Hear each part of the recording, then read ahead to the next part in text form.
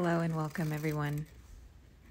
This is a review of a notebook that was sent to me from Eric at Amarillo Stationery. The notebook I have here is called Rouge Voyageur by Mr. Rouge. It comes in 3 different leather colors, and then there's also a smaller version called the Memento.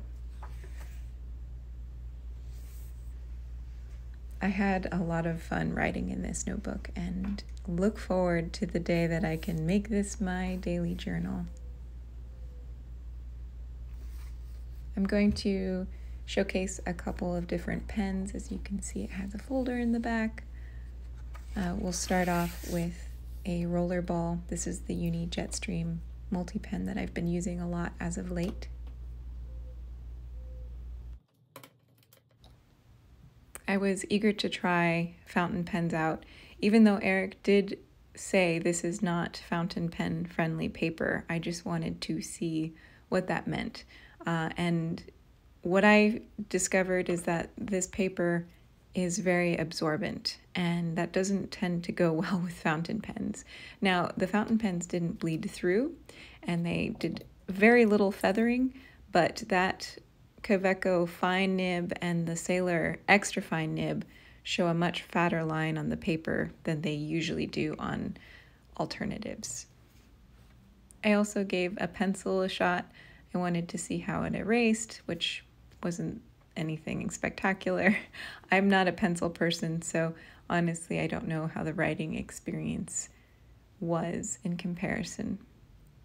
Now, the pen that I enjoyed the most actually was this Pigma Micron. So I'm thinking that felt-tipped pens would probably be just such a beautiful combination with this journal. So if any of you are big felt-tipped pen users, this might be the perfect one for you. In addition, I tried a Sarasa Clip, which is a gel pen, and that worked really well on this paper too. Ballpoint, bleh. I never enjoy a ballpoint. That would take a miracle. And then Sharpie, I think we all kind of know how that's going to go. It definitely bled through. And then a highlighter, just to see. I also wanted to check out how watercolors did, because I know a lot of you enjoyed doing that in your journals. And it didn't do very well. And I think that's just because it is such an absorbent paper that it felt more like a paper towel, and if you were to keep putting water on the same spot, it'd probably just make a hole right through. So here you can see there's hardly any ghosting and really hardly any bleed through. The Sharpie, no surprise, is the only thing that did.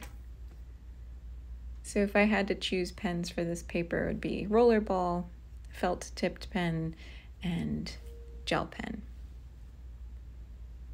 But all in all, this is a notebook that I definitely want to use. It's so beautiful, it smells really good, it feels really nice in the hand, it has this kind of old world feel to it, and it's heavy and supple and conjures up some sort of scene of past moments in my mind.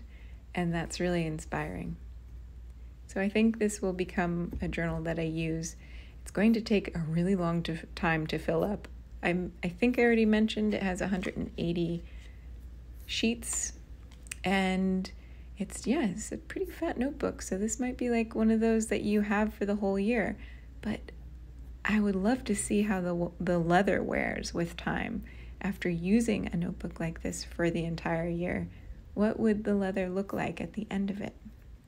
So that's all I have to share with you today. If you have any questions, feel free to ask in the comments below. Thank you everyone for watching, and thank you again to Eric from Amarillo Stationery for sending this notebook to me.